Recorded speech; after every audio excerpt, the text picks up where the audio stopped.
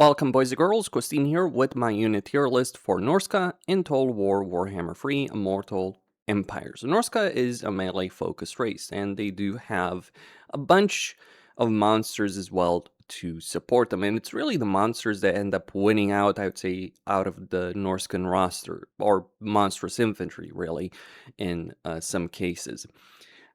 The actual Norskums themselves do leave some things to be desired. Either they're really good, but they have some issues with recruitment, or they're just not worth really considering. And that starts me with Marauders. Regular Marauders, Marauders with great weapons, Marauder Spearmen.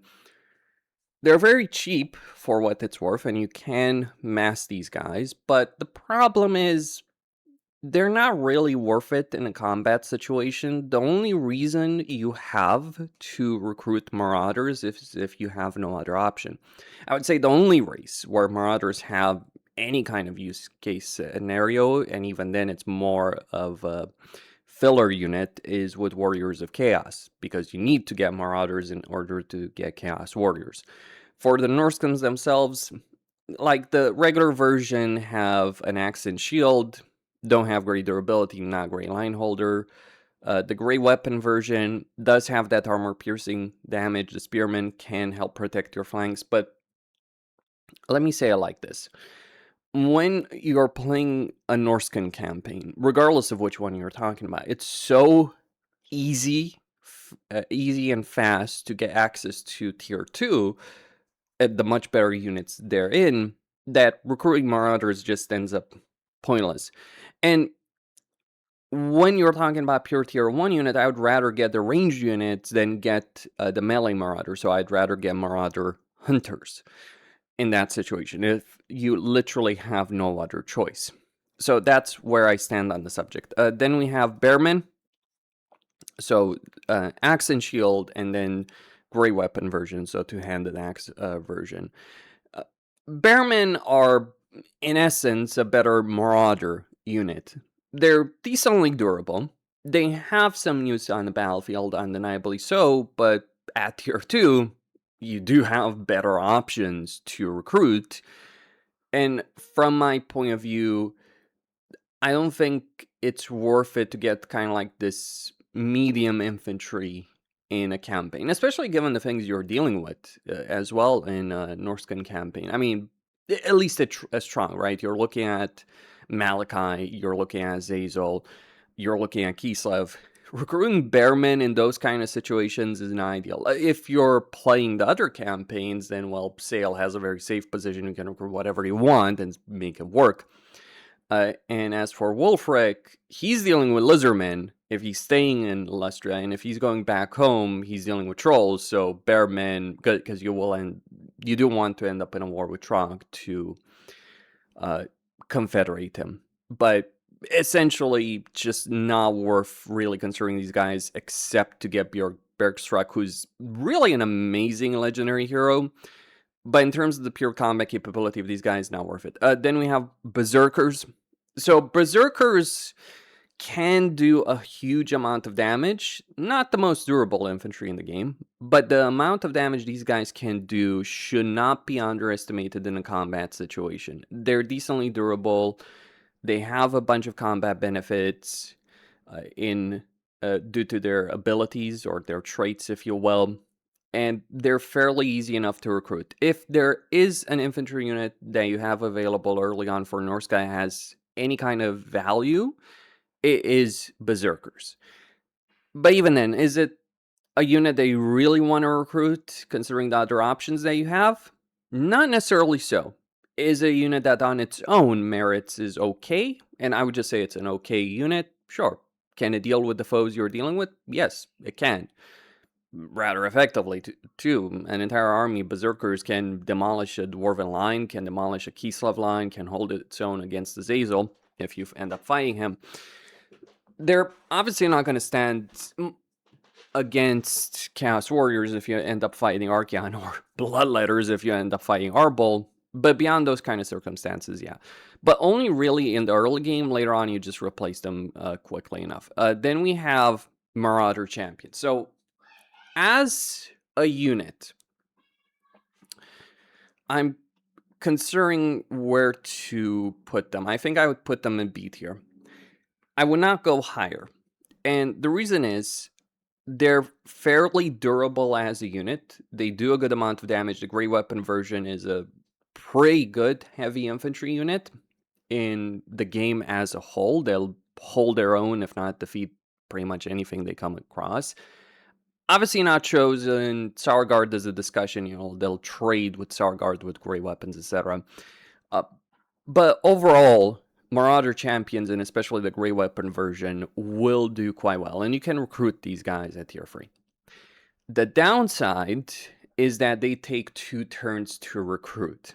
And while Norska can get a decent amount of recruitment slots, I do find that a rather annoying factor that limits your campaign, especially when there's so many other units in Norska's campaign, or at least some other units, even at an earlier tier, that can be very effective, can trade well, definitely worth it from an economic standpoint, and yet they don't take 2 turns to recruit. So I think that whole 2 turns to recruit situation that Norska has for a number of units is definitely holding them back. If not for that, I would rank them higher, but Norska is a very aggressive race, and you might, especially when you think of like Wulfric's teleportation, so you might be moving away from home, so having units that you recruit in multiple turns is not really ideal.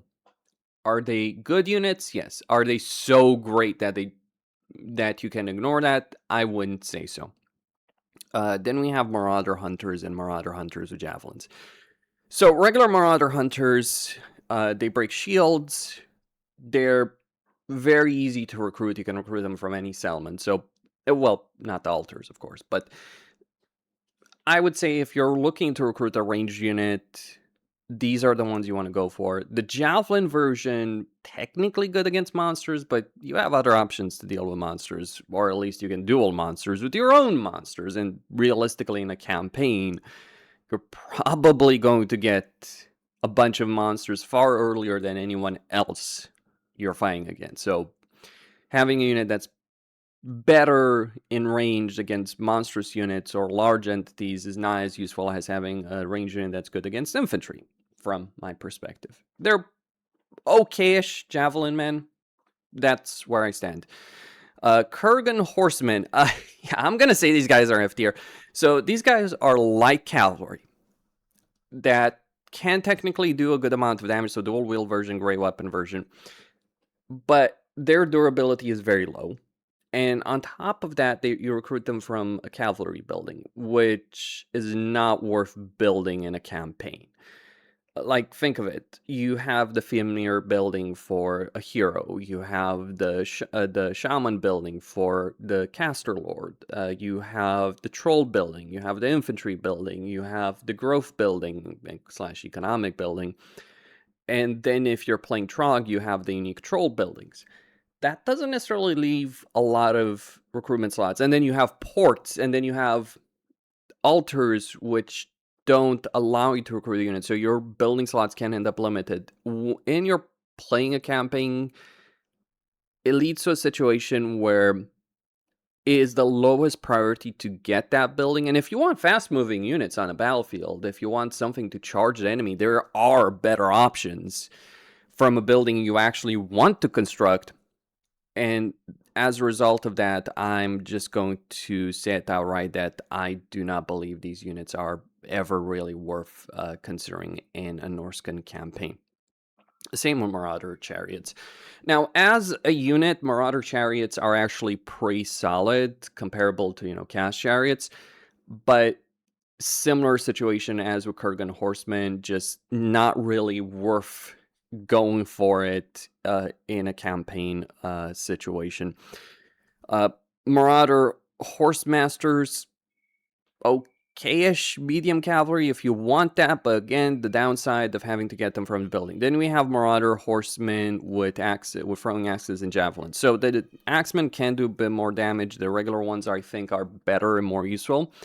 The reason you get Marauder Horsemen, if you ever get them, keep in mind, same problem with the cavalry building chain.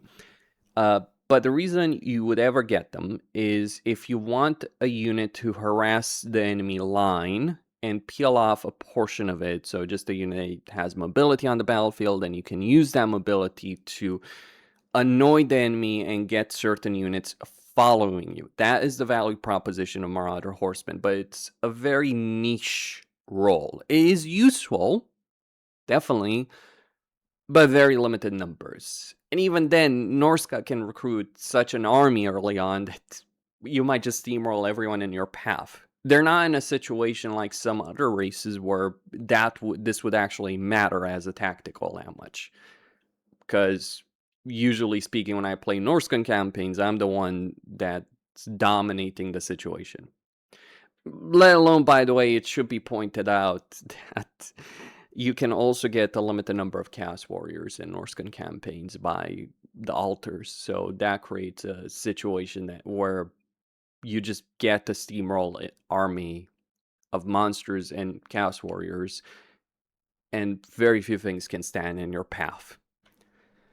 Then we do have the Ice Wolf, rather mistaken on that, that's a regiment around, but we have the Ice Wolf Chariot of Norska. So the Ice Wolf Chariot is probably what you would consider Norska's principal fast-moving unit or cav unit or similar unit. If you want a unit to charge in the enemy, chase them down, prevent them from fleeing, so when they're routing, chasing them down, then these guys are great. It's actually the only wolf unit, I would say, in the entire game that actually has genuine value to it. And if you want that kind of capability in your campaign, it is there. Even better, the structure you recruit these guys from is one you want to build because it gives you the Skin Wolf, the Armored Skin Wolves, and the Skin Wolf Hero, which you definitely want to get. So you're looking at the structure that you're going to build anyway. It gives you a good chariot unit, and that eclipses the capability that the Marauder chariots do have. Again, if you want any kind of cavalry-ish unit, this is what you would get. Everything else is relatively fluffs, because like you got Norscan wolves, you know, we got the Norscan wolves basically, and they're all not really that useful in a campaign from my perspective. The reason I would say so is because they're wolves in general. Like, yes, they can chase down an enemy. The ice wolves can even slow them down. They're relatively cheap, but when you're playing a campaign situation, like, yes, routing the enemy is great and all, but think of it from this perspective. If you completely route an enemy, they will be removed from the campaign map. You might actually earn more experience by letting them route, or at least a couple of them routing, having a second army, following them, pursuing them. Of course, that's not necessarily ideal in every situation, but yeah, surprisingly. And if you want to chase down a routing enemy, Ice Wolf Chariots are better. Like, yes, these guys are available early on. You got poison attacks, you got frostbites, you got just a basic wolf unit, but none of these guys, I would say, are worth really going for in a campaign. Then we have Norse Control. So Norse Control is going to put them in C tier. Not a bad unit, far from it. Definitely something you would be recruiting in a Trog campaign, but for other campaigns, it's like you got Norscan Ice Trolls. So why would you recruit regular Trolls when Norscan Ice Trolls is just the better unit? Again, not a bad unit, far from it, but Norscan Ice Trolls are superior in every way. Durability, damage, just overall stats capability in combat. And so, with the exception of Trog, just getting Norse Control is a tier 1, which is, yes, really powerful. When you're playing a Norscan campaign, I would recommend getting a bunch of these Ice Trolls. The reason is they're very durable, they do well in auto-resolve, they do well in sieges, they do well in field battles, they'll defeat pretty much anything that you'll face early on in a campaign. In fact, they're actually quite a problem if you're playing a Malachite campaign. This can be the one unit that is a problem outside of, maybe Masses of Skaven and Arbol just being Arbol. But as an individual unit, yeah, these guys can be dangerous. They require good anti-large units to defeat. You can talk about Kislev warriors. These guys will defeat Kislev warriors. And, it's kind of interesting to think about it. Like, you look at the foes you're dealing with in the Norscan campaign, typically, not many of them are going to have anti-large or effective anti-large. You can talk about Yanbo. You can talk about Saurus with spears, but as the Mundi, if you're playing Wolfric, you usually defeat him quickly enough. So that's not necessarily going to be a problem. Or realistically, you just demolish him with the ridiculous stuff that you get. But overall, it's a unit that the enemy will struggle to counter, and even if they had counters available, even then it's still a great unit. Then we have Manticores. I really dislike this unit. So Manticores could be an effective unit if you could control the damn thing. Unfortunately, you cannot. So this is the problem that Norscan campaign that exists. Like, it is a flying unit. It can be effective, but similarly, just I would dare say is not really worth bothering with as a unit generally in a Norscan campaign. Then we have Skinwolves. Like, yeah, Skinwolves, I'm going to say they're an A-tier unit. They're not the best in auto-resolve. They're not the best in terms of combat, but they are easy enough to recruit from structure you want to get. So if you want some kind of infantry unit that can recruit very quickly and effectively, and you don't just want to go full-on with trolls, then this is a great unit for you. Then we got the armored Skinwolves, like just flat out the better unit. Similar tier, though, I would argue with these guys. They're not so exceptional that you put them in S tier. But yeah, pretty good unit. Both of them pretty solid units. Really like them. And I find it a bit of a shame that the tendency is to... my personal tendency is definitely to go more for trolls than to go for Skinwolves. But Skinwolves do get the job done. Dreadmaw. I'd say it's a gimmick unit. It can be useful. Can have range attacks, can affect the enemy in a negative way, but I don't necessarily think it's that useful. Yeah, it's got some range damage, can be terrifying, absolutely, but it's also got limitations that aren't ideal to deal with in the course of your campaign. So you'll get them, you'll get easy access to them, but actual combat ability is just not necessarily the great. Then we have Fimir. So Fimir are both S tier units, both really good at dealing damage, really good at survivability. And the one benefit of Norska, since their rework, is down to the fact that they do have easier access to certain units that for other races would be tier 5. So you can get your entire roster at tier 4 through supplies, for spoils. On top of that, you can also improve your growth, especially with Trog, so you can get to those tiers even faster than quite a few races. Not every race, definitely. They don't have the best growth in the game, but it's still pretty good growth. So what this creates a situation is like, early on you're not going to get them, and that is definitely the meat of the campaign, especially for Norska, once you start getting vassals and starts pumping out Fimir, GG, well played, but it is because of Fimir that you end up in that kind of situation. Like, your ultimate infantry unit as Norska and probably the mainstay of your army. The one downside that does exist with these guys is that they take multiple turns to recruit, and that is definitely something that affects them. But let me put it like this. Marauder champions with great weapons, yeah, great unit, gets the job done, 2 turns, sucks. These units, the recruitment sucks as well. Skinwolves, armor Skinwolves as well, if I'm not mistaken, 2 turns. But the upside in terms of combat capability is significant enough that even in spite of that, they're still great units. And it is definitely a limiting factor in your campaign with regards to how long some units take to recruit. Next up, we have the Mammoths of Norska. So we have Feral Mammoths of Norska. Can do a huge amount of damage, and never to be underestimated. But controlling these things can be something of an issue. Unlike Manticores, however, it's less of a problem. Like, a flying unit that you can't control is a damn annoyance. A ground-based unit as big as these guys is a very different affair. Can be annoying to lose control, but when these guys hit the enemy line, they will definitely feel it. And then we have war mammoths and war mammoths with, or the war mammoth and the war mammoth with the war shrine, both of which you can get to tier 4. So these are tier 5 units that you can get to tier 4.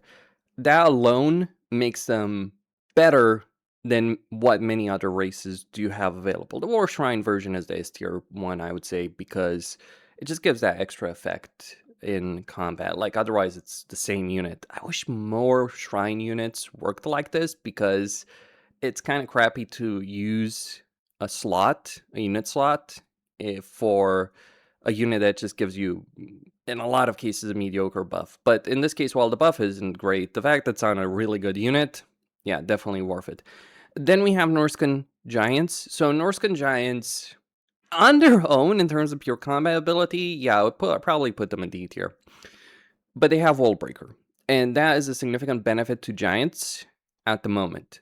Especially for a race like Norska, which doesn't have options to get in the walls. Like, you're not talking about artillery, you're not talking about having Shirestone like the Warriors of Chaos do.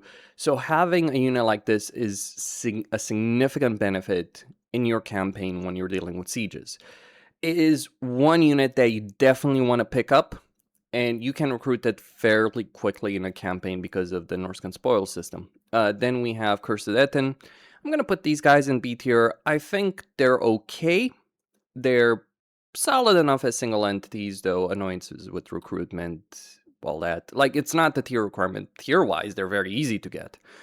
But it is, again, like, Norska's issue of, like, recruitment slots. Then we have Chaos Frost Dragons and Chimeras. So they're different units. Like, one's a big boy, the other one is a more nimble unit. But both of them have kind of the same role, just in a different fashion, right? Both of them are good at chasing down, well, not chasing down, but rather just sending them in the enemy artillery, enemy range units, to hunt those down and do a lot of damage. Both of them are available earlier on in a campaign, especially the Frost Dragon, then the alternative would exist for other races. So as a result of that, they are worth it.